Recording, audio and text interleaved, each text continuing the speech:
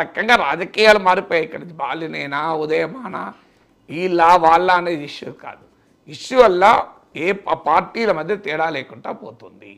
What matters నాకు ఎవరైతే ఏ party అయితే ఆ అన్ని పార్టీలు వీళ్ళే కదా మళ్ళీ మారేది. ఇప్పుడు నిన్న దాకా టీడీపీ వాళ్ళు బాలినేని పైన ఎన్ని విమర్శలు చేశారు, మీరు తీయండి వెనక్కిపోయి. మరి ఇలా బాలినేని మన మిత్రపక్షము నాయకుడు మంచివాడు, బాలినేని కమిటెడ్ నిస్వార్థ ప్రజానాయకుడు, త్యాగధనుడు, ప్రజల కొరకే తన అంకితమై అనేక దశాబ్దాలుగా పనిచేస్తున్నవాడు కదా. మరి నిన్నటిదాకా ఏమైంది, జగన్కు బంధువు అసలు వైఎస్ సుబ్బారెడ్డి బాలినేని వీళ్ళందరూ కలిసి విజయసాయిరెడ్డి, రేపు విజయసాయిరెడ్డి కూడా టీడీపీలో ఏమన్నా జనసేన మళ్ళీ పొగుడుతారు. నిన్నటిదాకా తిట్టారు కదా, పొగుడుతారు, రేపు పొద్దున మళ్ళీ ఆయన కూడా గొప్ప నాయకుడు అంటారు. అందువల్ల రాజకీయాల పట్ల ప్రజలకు రోత పుట్టడానికి కారణం ఇది. ప్రజలకు రాజకీయాల సంబంధం లేకుండా ఎందుకుంటున్నారు, సమయాన్ని డబ్బులు తీసుకుని ఓట్లు ఎందుకు వేస్తున్నారంటే ఇట్ మేక్స్ నో డిఫరెన్స్. ఎవరైనా ఒకటే, మాకేం తేడా ఉన్నది అనే భావన ప్రజలకు కలుగుతుంది.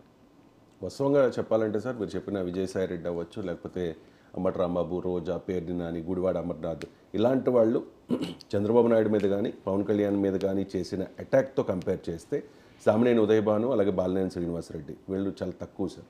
అంటే సత్యనారాయణ విజయమ్మ గారి మీద మాట్లాడలేదా, వాళ్ళు వైసీపీలో చేరలేదా, ఎందుకు మా పవన్ కళ్యాణ్ లోకేష్ మీద మాట్లాడలేదు కదా, గూగుల్ యూట్యూబ్లో కొట్టండి, ఎందుకు ఇవన్నీ మాట్లాడతారు.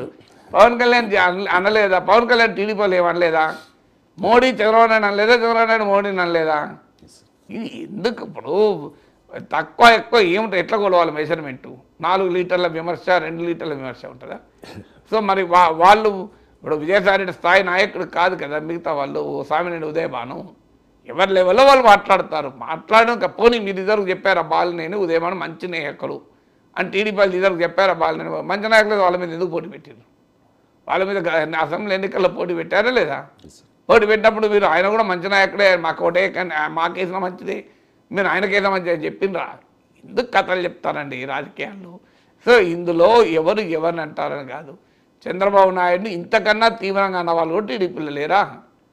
సో ఎంతమంది చూపెట్టాలి, కేసీఆర్ అన్నవాళ్ళు బీఆర్ఎస్లో లేరా, మీరు ఏ మోడీని అన్నవాళ్ళు బీజేపీలో లేరా నాకు చెప్పండి. సో రాజకీయ పార్టీల స్వభావం మారిపోయింది, దాన్ని let us accept it.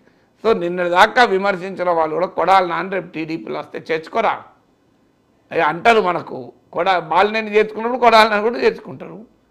Kodali నాన్న చంద్రబాబు నాయుడు తిట్టాడు కదా అంటే అప్పుడు ఏదో జగన్ కోసం తిట్టాడు, ఆ పార్టీలో ఉండడం వల్ల ఆ పార్టీ వైఖరి వ్యక్తం చేశాడు అంతే తప్ప ఆయన సొంతగా అలాంటి అభిప్రాయం లేదు అంటారు. ఏముంది అందులో. సో ఇందులో తిట్టిన వాళ్ళు అందులో పోతారు, అందులో తిట్టిన వాళ్ళు ఇందులోకి పోతారు. రాజకీయాల్లో మామూలుగా తిట్టిన ఇప్పుడు మన రోజు చూసే వ్యవహారమే కదా ఇది.